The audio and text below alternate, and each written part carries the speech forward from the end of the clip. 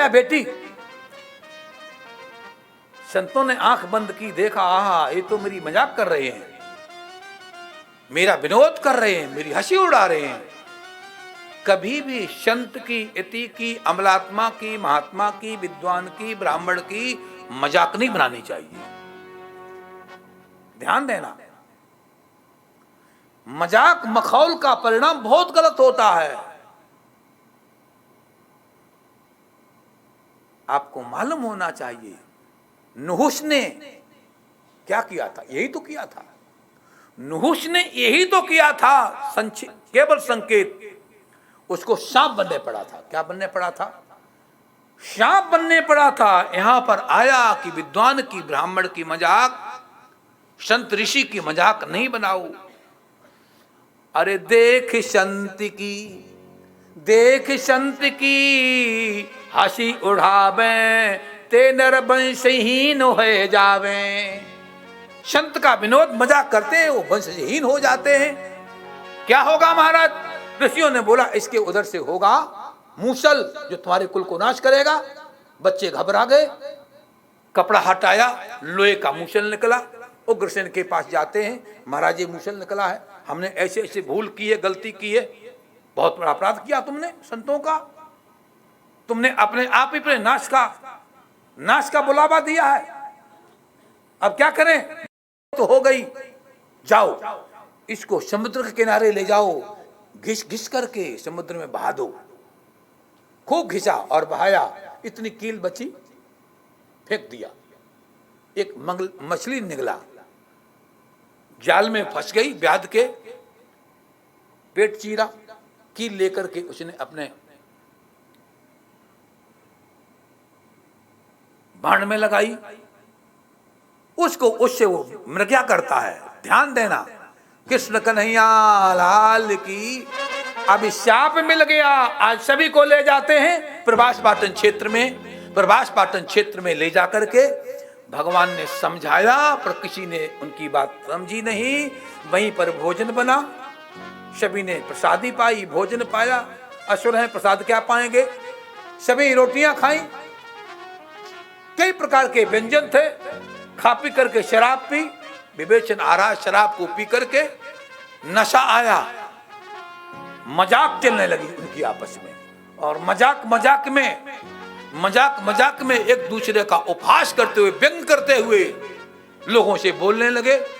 आपस में उनको क्रोध आया है, एक दूसरे को मारने लगे। जो बहा हुआ लोहा था वो कटार बन गया था, उसको उखाड़ते हैं और छूते ही वो लोहे की तलवार बन जाते हैं, एक दूसरे को मारते हैं, मर जाते हैं। ऐसे बहुत से यदुवंशी मर गए। यहाँ विवेचन आया है, अंत में उस वन में आग लगी, सारे के सारे यदुवंशी खत्म हो गए। बोलो कृष्ण कन्हैया लाल की। भगवान श्याम सुंदर जी महाराज, सुनना ध्यान से, भगवान श्याम सुंदर जी महाराज जब सब खत्म हो गए, प्रभास पाटन क्षेत्र में एक पीपल के वृक्ष के नीचे बैठे हुए हैं। उनका जो दाहिना पैर है बाएं पैर के ऊपर टिका हुआ है। उधर से उसी व्याध ने समझा कि ये मृग का मोह है, और मोह समझ करके उसने उधर से बाण चलाया। भगवान को लगता है, भगवान को लगते ही आवाज आई, मानवी आवाज सुन करके, उस दैवी आवाज को सुन करके व्याधा आता है। उसने कहा भगवान भूल हो गई। भगवान कृष्ण बोले कोई भूल नहीं हुई। अरे जरा नाम क्या व्याध था? अरे जरा कोई भूल नहीं हुई, तू भूल गया पर मैं नहीं भूला, तू भूल गया पर मैं नहीं भूला। मुझे त्रेता याद है, जब मैं राम था। अरे जरा तू ही उस समय बाली बना था, मैंने छुप के तेरे को बाण मारा था। ध्यान देना, मैंने छुप के तेरे को बाण मारा था, मेरे बाण से तू मरा था। बस ये तो अदला और बदला है, ये प्रारब्ध कर्म है। प्रारब्धम बलवत्तरम खलु विदाम भोगेन संचयते। थोड़ा चिंतन करो, चिंतन का टाइम नहीं, पर चिंतन थोड़ा जरा सा लो। बता रहे हैं कि जो ये पूर्व जन्म कृतम पापम, जो पूर्व जन्म का किया हुआ जो कर्म है, जो प्रारब्ध बन जाता है, ध्यान देना, क्रियमाण कर्म और संचित कर्म। क्रियमाण कर्म, संचित कर्म और प्रारब्ध कर्म, 3 प्रकार के कर्म होते हैं। क्रियमाण कर्म हम अभी जो कर रहे हैं वो क्रियमाण है। हम कथा सुन रहे, क्रियमाण कर्म है। गंगा नहा रहे, क्रियमाण कर्म है, ध्यान देना। पूजा कर रहे, क्रियमाण कर्म है। एक क्रियमाण कर्म, बोलो कृष्ण कन्हैया लाल की। ये कर्म होने के बाद में शरीरांत होता, एक कर्म संचित बन जाता है। अगला जन्म होने पर संचित में से निकाल के मेरे पे लागू होता है, उसको बोलते प्रारब्ध कर्म। क्या बोलते हैं? प्रारब्ध कर्म। भगवान कृष्ण ने कहा, हे जरा रो नहीं, अफसोस मत करो। अफसोस करने की बात नहीं। हमने, तुमने, दोनों का वो क्रियमाण कर्म था, संचित बना। हम आपको अब वो लागू हो गया है, प्रारब्ध बन गया है। क्या बन गया है?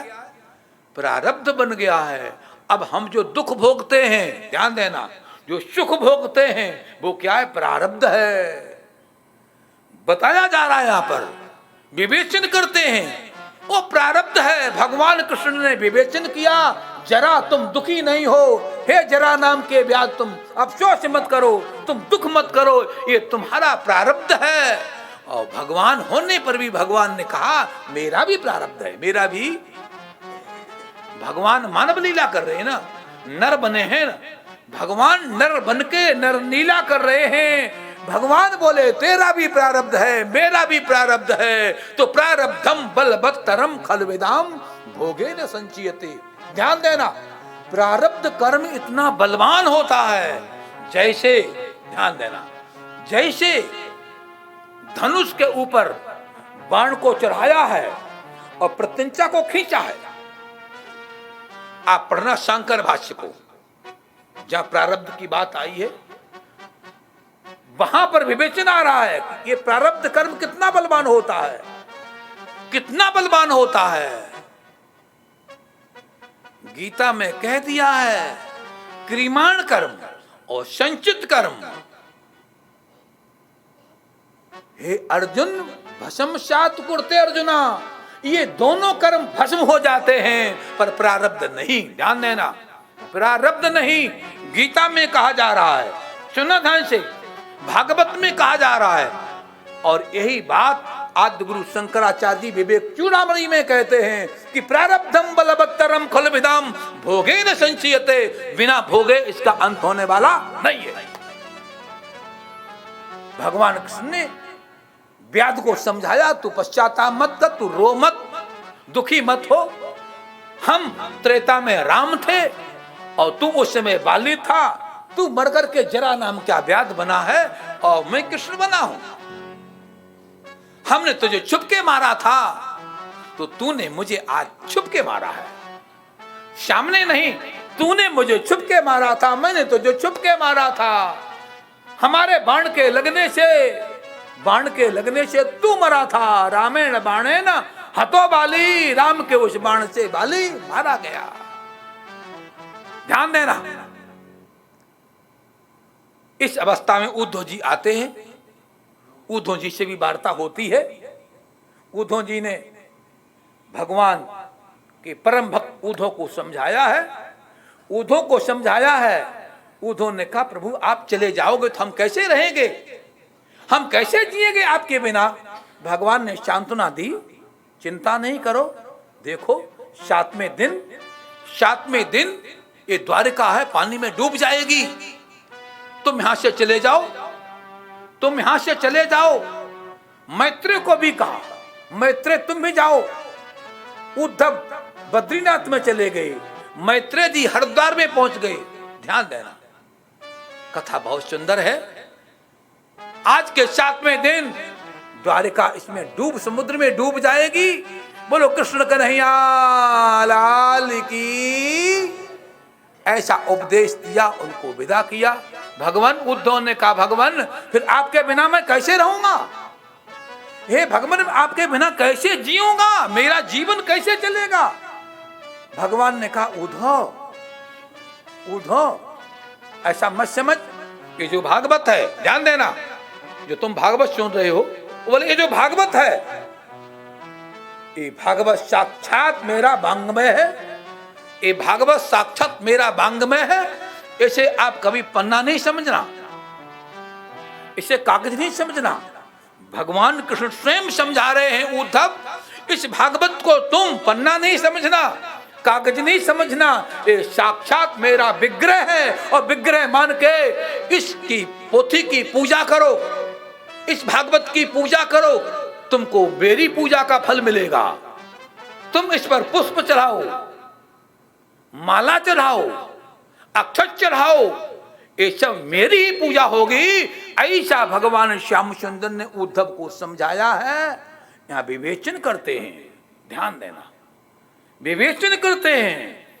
इस प्रकार से भगवान श्याम सुंदर ने उद्धव को, मैत्रेय को उपदेश करके विदा कर दिया। ऐसा भी चर्चा आई, यहां पर शिव भी आए हैं, शिव जी आए हैं। बड़ा सुंदर प्रसंग। सभी ने, मां गौरी, मैत्रेय, उद्धव, सभी ने मिलकर के भगवान का अंतिम दर्शन किया। उद्धव गए बद्रीनाथ में, मैत्रेय गए हरिद्वार में। कृष्ण कन्हैया लाल की। सुनो, जब उद्धव बहुत दुखी हुए, अभी गए नहीं, मैं क्या करूं, वो घड़ी नहीं बात दिमाग को भगा देती है, यूं कर देती है, फिसला देती है। किसी परीक्षार्थी के हाथ में पेपर हो और घड़ी भाग दे, वो क्या करेगा बताओ। हमारी परीक्षा हो रही है, हमारी परीक्षा है, ध्यान देना। इतनी बातों को थोड़े समय में कहना कोई कम बात नहीं है। शब्दारण्यम महाजालम, इस भागवत रूपी एक जंगल को पार करना कोई सामान्य बात नहीं है। हर बात को टच भी करना है, कहना भी है। समय की अवधि में ही सब बातें अच्छी लगती हैं, पर मैं क्या करूं। वृंदावन बिहारी लाल की।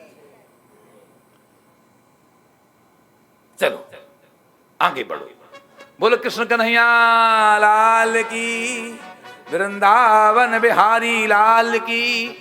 जय जय श्री राधे श्याम। बहुत अच्छी बात, बहुत सुंदर बात। भगवान श्याम सुंदर ने उद्धव को समझाया, देखो उद्धव, तुम बहुत दुखी हो रहे हो, परेशान हो रहे हो, सुनो ध्यान से। यहां पर बहुत अच्छी बातें बताई जा रही हैं। दत्तात्रेय राजा इदु का संवाद, ये भगवान स्वयं कह रहे हैं। भगवान बोले, अरे भाई इन बातों को गुरुओं से सुनो। कैसे सुनो? गुरुओं के मुख से सुनो। जब गुरुओं के मुख से सुनोगे तुमको रास्ता मिल जाएगा, रास्ता मिल जाएगा। राजा इदु को दत्तात्रेय गुरु ने उपदेश दिया, बड़ा सुंदर उपदेश। हमको प्रकृति का हर अणु परमाणु जर्रा उपदेश दे रहा है। संसार में ऐसी कोई वस्तु नहीं है जो हमको उपदेश नहीं दे रही है, हर वस्तु को ज्ञान दे रही है। इदु को दत्तात्रेय ने समझाया। दत्तात्रेय को देखा इदु ने, ये बात समझा रहे हैं कौन? भगवान कृष्ण उद्धव को। दत्तात्रेय को राजा इदु ने देखा, कहा कि महाराज आप बहुत मस्त हैं, बहुत आनंद में हैं। आपके चेहरे को देख के लगता है कि जो सुख, जो आनंद आपको हो रहा है, जगत में मुझे किसी को नहीं लग रहा है। आप बहुत प्रसन्न हैं। अंदर का आनंद, ध्यान देना, अंदर की मस्ती, आनंद की खुशी चेहरे पे झलक जाती है। कई बार व्यक्ति रोता नहीं होता है, पर चेहरा आंसू नहीं निकलता होता है, पर चेहरा बता देता है रोने वाला है, रो चुका है। कई बार होता है, कई बार होता है। रोए नहीं, आंसू नहीं दिखे, पर चेहरे को देख के लगता है कि आप या रो के आए हो या आप रोने वाले हो। किसने बताया? चेहरे ने बताया।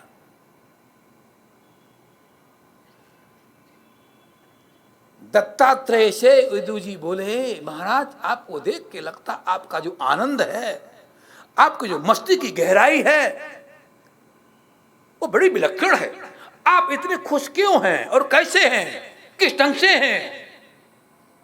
हम पर भी कृपा करो, हम भी ऐसे ही खुश रहें, ऐसे ही प्रसन्न रहें। हमारी तरह खुश रहना चाहते हो तो मेरे जैसे बनने की प्रयास करो। हमने 24 गुरु बनाए। कितने गुरु बनाए? हमने 24 गुरु बनाए और 24 गुरुओं को बना करके उनसे मैंने अलग अलग शिक्षाएं ली हैं। भगवान कौन कौन से गुरु बनाए, ध्यान देना। पृथ्वी वायुर आकाशो, पृथ्वी वायुर आकाशम आपो अग्निश्चंद्रमा कपोतो अजगरा सिंधु पतंगो मधुकृत गजा मधुआ हिरणो मीना पिंगला कुर्रार्वक कुमारी शर्कृत सर्प उड़ना भी शरेश कृत। 24 गुरु हो गए। हमने इन 24 गुरुओं को, पृथ्वी को, वायु को, आकाश को, जल को, अग्नि को, चंद्रमा को, सूर्य को, कबूतर को, अजगर को, समुद्र को, पतंगा को, भ्रमर को, हाथी को, मधुआ को, हरण को, मीन को, पिंगला को, कुर्र को, बालक को, कुमारी को, शकृत को, सर्प को, उड़नाभी को और भृंगी को मैंने गुरु बनाया। इन सबको गुरु बना के मैं बहुत आनंदित हूं, बहुत हर्षित हूं। भगवान कैसे गुरु बनाया, आप कैसे आनंद में हुए? सुनो संक्षेप से 2-4 गुरुओं की बात करें। बोलो कृष्ण कन्हैया लाल की जय। सुनो ध्यान से। अली पतंग गजमीन मृग, अली पतंग गजमीन मृग एक एक रस भंग और कहें कि कबीरा कबन गते जाके पांचों संग। हमने भौरा को गुरु बनाया, भ्रमर को, अली माने भ्रमर, भौरा। हमने अली भौरा को गुरु बनाया। ध्यान देना, महाराज आपने भौरे को कैसे गुरु बनाया?